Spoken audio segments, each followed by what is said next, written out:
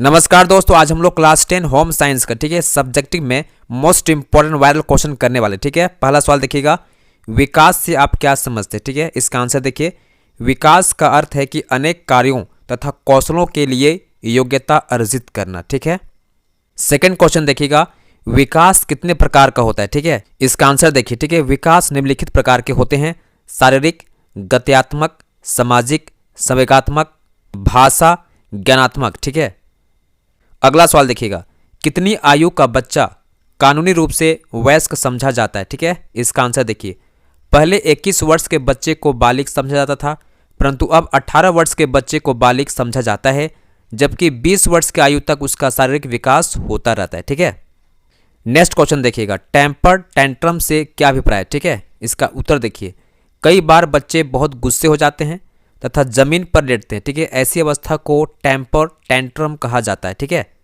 अगला सवाल देखिएगा, बालक को शारीरिक वृद्धि को कैसे बढ़ाया जा सकता है। ठीक है, इसका आंसर देखिए, उचित पोषक आहार देकर, प्रोत्साहन द्वारा बैठने, खड़े होने, चलने आदि के लिए प्रेरणा देकर हम लोग ऐसा कर सकते हैं। ठीक है, अगला सवाल देखिएगा, संवेग का क्या अर्थ है। ठीक है, इसका आंसर देखिए, संवेग का अर्थ उन अनुभूतियों से लिया जाता है जो व्यक्तियों को विभिन्न प्रकार से उत्तेजित करती है और उसमें हर्ष, क्रोध, भय एवं स्नेह का भाव पैदा करती है। ठीक है, नेक्स्ट क्वेश्चन देखिएगा, समाजीकरण का क्या अर्थ है। ठीक है, देखो इसका आंसर देखिएगा, समाजीकरण का अर्थ है कि बालक को समाज के रीति रिवाज, विश्वास, सामाजिक रस्में, जीवन मूल्य आदि तथा समाज में रहने का ज्ञान होना चाहिए। ठीक है, अगला सवाल देखिएगा, अभिवृद्धि किसे कहते हैं। ठीक है, इसका आंसर देखिए, अभिवृद्धि का संबंध शारीरिक आकार में बढ़ोतरी से है, जैसे बालक का भार का बढ़ना, लंबाई बढ़ना इत्यादि। ठीक है, एक सबसे बड़ा अंतर है कि अभिवृद्धि एक समय पर आकर रुक जाती है, जबकि विकास मनुष्य के अंतिम सांस तक होता रहता है। ठीक है, अभिवृद्धि को देखा तथा मापा जा सकता है, लेकिन विकास को मापना इतना सरल नहीं होता है। ठीक है, नेक्स्ट क्वेश्चन देखिएगा, बच्चों को टीके लगवाने क्यों जरूरी है। ठीक है, इसका आंसर देखिए, बच्चों को कई खतरनाक जानलेवा बीमारियों से बचाने के लिए उन्हें टीके लगाए जाते हैं। इन टीकों का सिलसिला जन्म के पश्चात आरंभ हो जाता है। ठीक है, बच्चों को 2 वर्ष की आयु तक चेचक, डिप्थीरिया, खांसी, टेटनस, पोलियो, हेपेटाइटिस, बीसीजी तथा टीबी आदि के टीके लगवाए जाते हैं। 6 वर्ष में बच्चों को कई टीकों की बूस्टर डोज भी दी जाती है। ठीक है, अगला सवाल देखिए। ठीक है, प्रत्येक व्यक्ति के जीवन में दांत कितनी बार आते हैं, उन्हें क्या कहते हैं। देखो इसका आंसर देखिएगा, शिशु के पहली बार दांत 6 से 8 महीने के मध्य निकलते हैं, इन्हें दूध का दांत कहा जाता है। ठीक है, तथा दूसरी बार 6 वर्ष की आयु में अस्थायी दांत निकल जाते हैं। ठीक है ना। नेक्स्ट क्वेश्चन देखिएगा, बच्चों पर संगीत का क्या प्रभाव पड़ता है। ठीक है, संगीत के माध्यम से बच्चे अपने आप को अभिव्यक्त कर पाते हैं। बोलना सीखने से पूर्व बच्चा गाना सीख जाता है। सभी बच्चे गाते हैं, चाहे उनमें गायन संबंधी क्षमता हो या ना हो। ठीक है, शिशु का बलबलाना, ठीक है ना, बबलिंग, उसका गायन है, क्योंकि इसमें भी एक लय है। इसे सुनकर बालक बहुत प्रसन्न होता है। वह गाने के साथ अनेक शारीरिक क्रियाएं भी करता है। जैसे जैसे बालक थोड़ा बड़ा होता जाता है ना, वह छोटी व आसान कविताएं लय व ताल में गा सकता है। अच्छा संगीत बच्चे के मनोरंजन के साथ उसके विकास पर भी अच्छा प्रभाव पड़ता है। ठीक है, नेक्स्ट क्वेश्चन देखिएगा, साहित्य को समाज का दर्पण क्यों कहा गया है। ठीक है, इसका उत्तर देखिएगा, साहित्य हमें जीवन को उचित ढंग से जीने का तरीका बताता है। इसमें ठीक तथा गलत का ज्ञान भी शामिल होता है। साहित्य में समाज में चल रही बातों की चर्चा होती है। साहित्य जिस भी काल में रचा गया हो, उसी समय के रहन सहन, समस्याओं, फैशन आदि को वर्णित करता है। इसीलिए साहित्य को समाज का दर्पण कहा जाता है। ठीक है, नेक्स्ट क्वेश्चन देखिएगा, संसाधन किसे कहते हैं। लक्ष्य प्राप्ति के लिए हम जिन चीज़ों तथा संसाधनों का प्रयोग करते हैं उन्हें संसाधन कहा जाता है। ठीक है, अगला सवाल देखिएगा, कार्य सरलीकरण किसे कहते हैं। ठीक है, आज के इस नवीन युग में जबकि अधिकतर गृहिणियां घर की कार्य विधियों के साथ साथ बाहर भी काम पर जाती हैं, कार्य सरलीकरण बहुत ही आवश्यक है। निर्धारित समय और शक्ति की मात्रा के उपयोग से अधिक कार्य संपादित करना, ठीक है, कार्य की निश्चित मात्रा को कम करने की प्रक्रिया को ही कार्य का सरलीकरण कहा जाता है। ठीक है, कार्य के सरलीकरण में समय और शक्ति दोनों के प्रबंध को मिला दिया जाता है।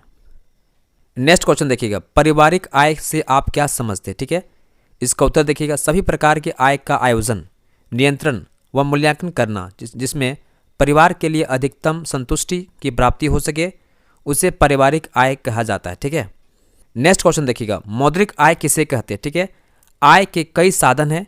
वेतन से प्राप्त मुद्रा, व्यापार से प्राप्त मुद्रा, जमीन मकान के किराए से प्राप्त मुद्रा आदि किसी भी साधन से प्राप्त मुद्रा मौद्रिक आय कहलाती है। ठीक है, नेक्स्ट क्वेश्चन देखिएगा, परिवार की आय को कौन से दो भागों में बांटा जा सकता है। ठीक है, इसका आंसर देखिए, परिवार की आय को दो भागों में बांटा जा सकता है, प्रत्यक्ष और अप्रत्यक्ष। ठीक है, प्रत्यक्ष आय वह है जो पैसे के रूप में प्राप्त होती है, जैसे वेतन हो गया, दुकान की कमाई हो गया। ठीक है, अप्रत्यक्ष आय जो किसी नौकरी करने वाले व्यक्ति को सुविधाओं के रूप में मिलती है, जैसे मकान हो गया, मुफ्त दवाइयाँ हो गया, डॉक्टर की सहायता हो गया इत्यादि। ठीक है, नेक्स्ट क्वेश्चन देखिएगा। ठीक है, बजट से आप क्या समझते हैं। पारिवारिक आय के अनुसार, ठीक है, घर के खर्चे का पहले से भी अनुमान लगाने को बजट कहा जाता है। ठीक है, यह आय और खर्च का लेखा जोखा बजट कहलाता है। बजट लिखित या मौखिक भी हो सकता है। ठीक है, अगला सवाल देखिएगा, बचत से आप क्या समझते हैं। ठीक है, देखो, घर की आय में से वह भाग जिसको प्रत्येक महीने आय में से बचा लिया जाता है उसको बचत कहते हैं। ठीक है, बचत प्रत्येक परिवार के लिए इसलिए आवश्यक है ताकि बीमारी हो गया, दुर्घटना हो गया, बुढ़ापे आदि के लिए पैसा इकट्ठा हो सके। ठीक है, नेक्स्ट क्वेश्चन देखिएगा, परिवार की आय से आप क्या समझते हो। आय कितनी तरह की हो सकती है। इसका आंसर देखिए, परिवार की आय दो भागों में विभाजित किया जा सकता है, प्रत्यक्ष और अप्रत्यक्ष। प्रत्यक्ष आय, जो आय पैसे के रूप में घर आती है उसको प्रत्यक्ष आय कहा जाता है। यह किसी दुकान से रोजाना की बचत हो सकता है, महीने का वेतन हो सकता है, छिमाही फसलों की कमाई या फैक्ट्रियों वालों का मुनाफा हो सकता है। ठीक है, आदि के रूप में हो सकती है। लेकिन इसके अलावा, ठीक है, अपने मकान का किराया हो गया, जमीन का वार्षिक ठेका या आय, ठीक है, बैंक का ब्याज हो गया आदि को भी प्रत्यक्ष आय कहा जाता है। ठीक है, अब आगे देखिएगा, अप्रत्यक्ष आय। ठीक है, यह आय उन सुविधाओं के कारण होती है जो किसी भी नौकरी करने वाले को मिली हो। ठीक है, उनके ना मिलने से घर वालों को आय में से खर्च करना पड़े, जैसे कि सरकारी घर, मुफ्त दवाइयाँ या डॉक्टरी सहायता, बिना फीस के से बच्चों की पढ़ाई पर सरकारी कार आदि। ठीक है, ये सब। नेक्स्ट क्वेश्चन देखिएगा, वस्तुओं पर ISI मार्क होने का क्या महत्व है। ठीक है, देखो, इसका आंसर देखिए, ISI मार्क भारतीय मानक संस्थान इंडियन स्टैंडर्ड इंस्टीट्यूट द्वारा किसी वस्तु की उत्तमता के लिए दिया गया प्रमाण पत्र। ठीक है, अच्छा क्वालिटी की जो वस्तु होगा ना उस पर क्या करेगा, ISI मार्क होना जरूरी। ठीक है, इसकी पहचान है। नेक्स्ट क्वेश्चन देखिए, ठीक है, औषधि तथा मादक पदार्थ अधिनियम क्या है। ठीक है, इसका आंसर देखिए, औषधि तथा मादक पदार्थ अधिनियम 1940 में बनाए गए हैं। ठीक है, इस अधिनियम के अंतर्गत देश में तैयार की गई अथवा आयात की गई औषधियों तथा मादक पदार्थों के गुणों की जांच की जाती है। इस नियम में समय समय पर आवश्यकता अनुसार संशोधन किया जाता है। ठीक है, अगला सवाल देखिएगा, एग मार्क क्या है। ठीक है, देखो, एग मार्क भारत सरकार के बिक्री एवं निरीक्षण निदेशालय द्वारा खाद्य पदार्थों की उत्तमता के लिए दिया गया प्रमाण पत्र। ठीक है, नेक्स्ट क्वेश्चन देखिए, ठीक है, ISI मार्क क्या है। ठीक है, इसकी स्थापना कब हुई। देखो, ISI मार्क प्रयोग में लाए जाने वाले उपकरणों की उत्तमता का प्रमाण है। इसकी स्थापना 1947 में हुई थी। ठीक है, नेक्स्ट क्वेश्चन देखिए, ठीक है, एग मार्क का चिन्ह किन पदार्थों पर लगाया जाता है। यह आपसे पूछ सकता है, 4 वस्तुओं का नाम लिखे जिन पर एग मार्क चिन्ह लगाया जाता है। ठीक है, इसका आंसर देखिए, एग मार्क का चिन्ह निम्नलिखित पदार्थों पर लगाया जाता है, जैसे खाने के तेल हो गया, मक्खन, घी, अंडों, मसालों इत्यादि पर। ठीक है, अगला सवाल देखिएगा, मिलावट से आप क्या समझते हैं। ठीक है, इसका उत्तर देखिए, मिलावट से अर्थ है किसी खाद्य पदार्थ में कुछ ऐसा मिला देना जो सस्ता हो तथा उसी पदार्थ जैसा दिखे, जैसे असली घी में वनस्पति घी की मिलावट। ठीक है, कई बार खाद्य पदार्थों में से कुछ पदार्थ निकाल दिया जाता है, यह भी एक प्रकार की मिलावट है, जैसे दूध में से क्रीम निकालकर दूध को पूरे मूल्य पर बेचना।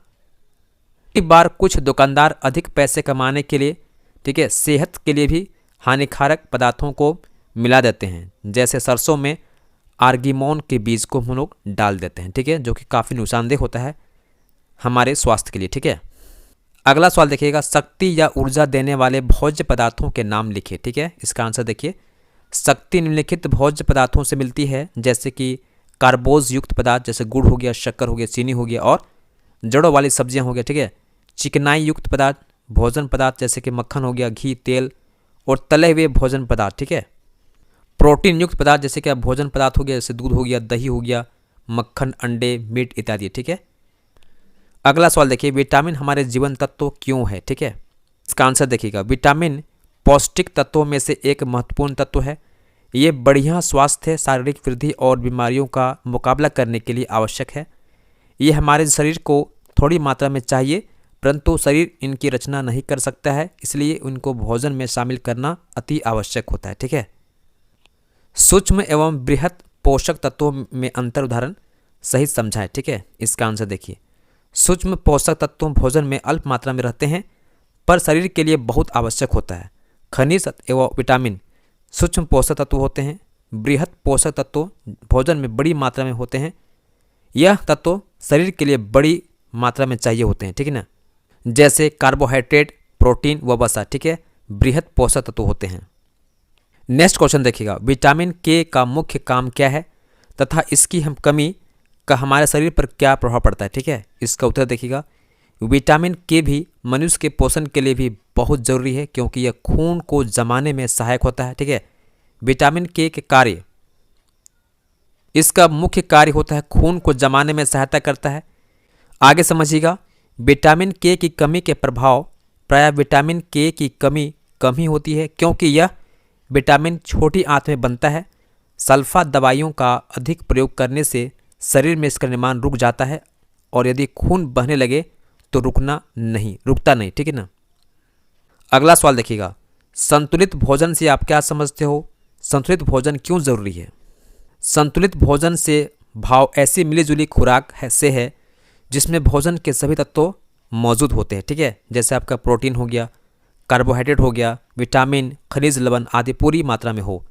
भोजन न केवल माप तौल में पूरा हो बल्कि गुणकारी भी हो, ताकि मनुष्य की मानसिक वृद्धि भी हो सके तथा बीमारियों से लड़ने की क्षमता भी बनी रहे। संतुलित भोजन सभी व्यक्तियों के लिए एक सा नहीं हो सकता। शारीरिक मेहनत करने वाले व्यक्तियों के लिए जो भोजन संतुलित होगा वह एक दफ्तर में काम करने वाले से अलग होगा। ठीक है। अगला सवाल देखिएगा, कुछ बैक्टीरिया लाभदायक परिवर्तन लाते हैं, उदाहरण दीजिए। ठीक है, इसका आंसर देखिएगा। बैक्टीरिया बहुत सूक्ष्म जीव होते हैं जो कम तेजाबी मात्रा वाले भोजन में पाए जाते हैं, अम्लीय मात्रा में। ठीक है, भोजन पाए जाते हैं। अनुकूल वातावरण में ये बहुत शीघ्रता से बढ़ते हैं और भोजन को खराब कर देते हैं, परंतु कुछ बैक्टीरिया भोजन में लाभदायक परिवर्तन भी लाते हैं, जैसे दूध में से दही और एल्कोहल से सिरका बनने वाला बैक्टीरिया। ठीक है, बहुत हेल्पफुल होता है ना। अगला सवाल देखिए। ठीक है, ड्रॉप्सी नामक बीमारी कौन से पदार्थ की मिलावट से होती है? ठीक है, इसका आंसर देखिए। सरसों या दूसरे खाने वाले तेलों में यदि अधिक देर तक आर्गमोन की मिलावट वाला तेल प्रयोग किया जाए तो इससे ड्रॉप्सी नामक बीमारी लग सकती है। ठीक है, सवाल देखिएगा, रेयॉन के वस्त्रों को रगड़ना क्यों नहीं चाहिए? इसका आंसर देखिए। रेयॉन के वस्त्र कमजोर और मुलायम होते हैं, इसलिए गीली या अथवा सूखी अवस्था में रगड़ना या मोड़ना नहीं चाहिए। अगला सवाल देखिएगा, ऑक्सीडाइजिंग ब्लीच क्या है? इसके दो उदाहरण दे। ठीक है, ऑक्सीडाइजिंग ब्लीच का प्रयोग जब धब्बे पर किया जाता है तो इनके बीच की ऑक्सीजन दाग के रंग से मिलकर उसको रंग रहित कर देती है। ठीक है, रंगहीन कर देती है, जिससे दाग पर, ठीक है, जिससे दाग उतर जाता है, कम हो जाता है। पोटेशियम परमैंगनेट हो गया, हाइड्रोजन परऑक्साइड हो गया, इसकी दो किस्में हैं। ठीक है, नेक्स्ट क्वेश्चन देखिए। ठीक है, लाल दवाई क्या है तथा किस काम की आती है? ठीक है, देखो, लाल दवाई या पोटेशियम परमैंगनेट बिना किसी खतरे के प्रयोग किया जाने वाला रंग काट है। इससे दाग उतारते समय इसका अपना लाल भूरा रंग कपड़े पर रह जाता है, जिसको सोडियम हाइड्रोसल्फाइड वाले पानी में डुबोकर साफ किया जाता है। लाल दवाई से पसीने, फफूंदी के दागों को दूर किया जा सकता है। ठीक है, तो दोस्तों ये था आपके लिए बहुत ही ज़्यादा मोस्ट इंपॉर्टेंट वायरल क्वेश्चन, और आपको एग्जाम तक, ठीक है, बहुत ही इंपॉर्टेंट क्वेश्चन देने वाला हूँ। तो प्लीज़ आप चैनल को सब्सक्राइब करके बेल नोटिफिकेशन ऑन रखिएगा, ताकि मैं आपको इसी प्रकार से, ताकि मेरे वीडियो का आपको नोटिफिकेशन मिलता रहे। ठीक है, चलिए मिलते हैं नेक्स्ट वीडियो में। धन्यवाद, जय हिंद।